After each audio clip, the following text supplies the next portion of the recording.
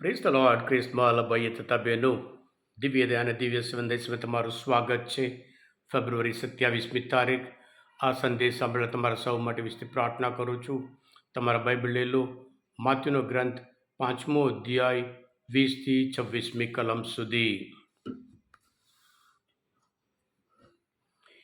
ઈસુએ કહ્યું, હું તમને સાચે સાચ કહું છું, જ્યાં સુધી તમારું ધર્માચરણ શાસ્ત્રીઓ અને ફરોશીઓના ધર્માચરણ કરતાં ચડિયાતું નહીં હોય, ત્યાં સુધી તમે ઈશ્વરના રાજ્યમાં કોઈ પણ હિસાબે દાખલ થઈ શકવાના નથી. તમે જાણો છો કે તમારા પૂર્વજોને એમ કહેવામાં આવ્યું હતું કે ખૂન કરવું નહીં.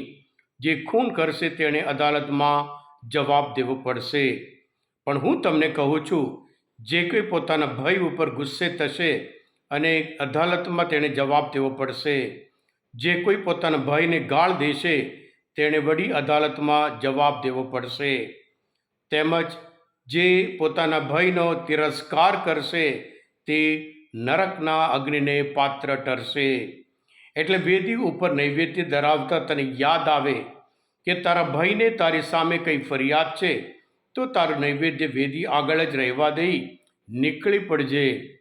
પહેલાં તારા ભાઈ સાથે સમાધાન કરજે અને ત્યાર પછી આવીને નૈવેદ્ય ધરાવજે. તારા સામાવાળા સાથે તમે બંને અદાલતના રસ્તે હો ત્યાં જ વેળાસર સમાધાન કરી લેજો. નહીં તો કદાચ તે તને ન્યાયાધીશને સોંપી દેશે અને ન્યાયાધીશ અમલદારને સોંપી દેશે અને તું જેલમાં પુરાઈશ.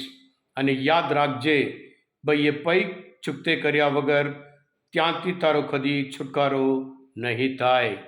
આ પ્રભુની વાણી છે, તે આપણો આધાર છે. ક્રિસ્મસ ભાઈ તબેનો, તપૃતનું હેતુ ઈશ્વર સાથે સમાધાન અને માણસ સાથે સમાધાન. પ્રભુ ઈસુ આજના શુભ સંદેશમાં કહે છે, તમારું ધર્માચરણ શાસ્ત્રીઓ અને ફરોશીઓ કરતાં એમને ધર્માચરણ કરતાં ચડિયાતું ના હોય ત્યાં સુધી તમે ઈશ્વરના રાજ્યમાં કોઈ પણ હિસાબે દાખલ થઈ શકવાના નથી. ખ્રિસ્મસ ભાઈ તબેનું, આ ફરોશીઓ શાસ્ત્રીઓ આજ્ઞાઓને કેન્દ્રમાં રાખીને જીવતા હતા. એમને લાગ્યું આજ્ઞાઓનું પાલન કરીએ, 10 આજ્ઞાઓનું પાલન કરીએ, આપણે ઈશ્વરના રાજ્યમાં પ્રવેશ કરીશું. અને સાથે સાથે કાર્ય મહત્ત્વનું છે અને સાથે સાથે ઉપાસના મહત્ત્વનું છે. જીવન મહત્ત્વ નથી એમ કરીને એમનું જીવન ઉપાસના ઉપર વધારે, જે બાહ્ય જે વિધિ હોય, સેરેમની હોય એના ઉપર વધારે ધ્યાન આપતા હતા. એટલે પ્રભુ ઈસુ એ કહે છે કે તમારે તમારા પવિત્ર આત્માનું સાંભળવાનું છે. દરેક માણસની માનસિકતા બહુ મહત્ત્વનું છે. કાર્યના મૂળ જે લાગણી હોય, જે વિચાર હોય એ મહત્ત્વનું છે. આ ક્રિસ્મસ ભાઈતા બહેનો, પ્રભુ ઈસુ પોતે માથ્યુના ગ્રંથમાં 5મો દિવસ 17મી કલમમાં કહે છે, હું તો ધર્મ સંહિતાનો અને પૈગંબર વચનોનો ઉચ્છેદ કરવા આવ્યો છે માનીશ નહીં, હું તો પરિપૂર્તિ કરવા આવ્યો છું. આજના શુભ સંદેશ દ્વારા પ્રભુ કેવી રીતે પરિપૂર્તિ કરવા આવે છે એ સાબિત કરે છે. ખૂન કરવું નહીં. ક્રિસ્મસ ભાઈ બહેનો, ખૂન ક્યાંથી શરૂ થાય? ખૂન તો આપણે કરતા નહીં. એટલે આ ફરોશીઓ માટે એવું, આપણે તો ખૂન કરતા નહીં, વ્યભિચાર કરતા નહીં. એટલે ખૂન ક્યાંથી શરૂ થાય? વિચારથી, લાગણીથી, મન દુઃખથી, ત્યાંથી શરૂ થાય. એટલે જ્યારે ખૂન કરીએ ત્યારે અદાલતમાં આપણે જાણીએ છીએ, જ્યારે એક વ્યક્તિ ગુસ્સો થાય અને ત્યારે ત્યાંથી શરૂ થાય.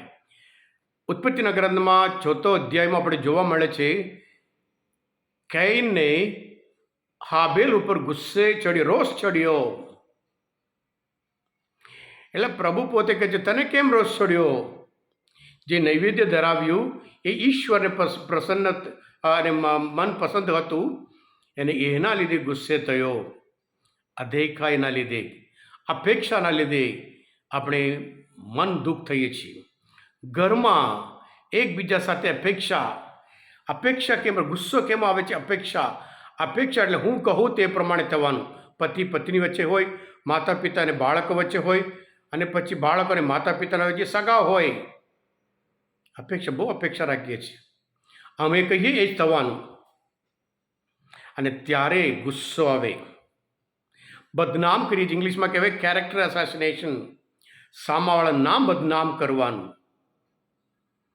હા કિસ્માલ ભાઈ તબેનું, ગુસ્સો આપણા શરીર માટે સારું નથી. ગુસ્સો ઇંગ્લિશમાં એમ કહેવાય, બીજાના ભૂલ માટે તમે જાત ઉપર સજા કરો છો. આપણે ગુસ્સે તેના બધું આપણે નર્વ સિસ્ટમ બધું ટાઈટ થઈ જાય છે. એની અસર આપણા શરીર ઉપર થાય છે, નુકસાન થાય છે. આપણો ગુસ્સો સામાવાળાથી અહીંયા ગુસ્સો થઈએ છીએ અને નુકસાન આપણા શરીર ઉપર થાય છે, આપણા તંદુરસ્ત ઉપર થાય છે. અધેકાઈ, બીજાને પ્રમોશન મળે અધેકાઈ, બીજાને સારું કાર લાવે અધેકાઈ. આ બધું વિચાર દૂર કરીએ, અધેકાઈ દૂર કરીએ, જે સત્ય છે એ સ્વીકાર કરીએ. હા કિસ્માલ ભાઈ તબેનું, પ્રભુ ઈસાજના શુભ સંદેશ દ્વારા આ અદ્ભુત અને સાથે સાથે કહે છે, જ્યારે નૈવેદ્ય ધરાવવા આવે, હું તો દયા ઈચ્છું છું, નહીં કે બલિયો. બલિ મહત્વ નહીં, દયા મહત્વનું છે, પ્રેમ મહત્વનું છે, શાંતિ મહત્વનું છે, સમાધાન મહત્વનું છે. એટલે બીજા સાથે સમાધાન કરીએ ત્યારે ઈશ્વર સાથે પણ સમાધાન કરીએ છીએ. જ્યારે બીજા સાથે સમાધાન કરીએ અને ઈશ્વર સાથે સમાધાન કરીએ ત્યારે આપણું તપઋતુ ચોક્કસ એક સફળ તપઋતુ થઈ જાય છે. હા કિસ્માલ ભાઈ તબેનો, આજના શાસ્ત્રપઠ મનચિંતન ઈશ્વરના વચન સ્વીકારવા માટે, સાંભળવા માટે, સમજવા માટે મદદરૂપ થયા હોય, તમે પોતે દિવ્ય ધ્યાન અને દિવ્ય સંદેશ સબસ્ક્રાઈબ કરજો અને બીજા માટે પણ ફોરવર્ડ કરજો, કારણ તમે બધા આશીર્વાદિત છો, અભિષિક્ત છો. સાથે સાથે મિકાના ગ્રંથમાં 6 અધ્યાયમાં 8મી કલમમાં પ્રભુ કહે છે, હે માનવી, શું સારું છે એ તને હું કહું છું.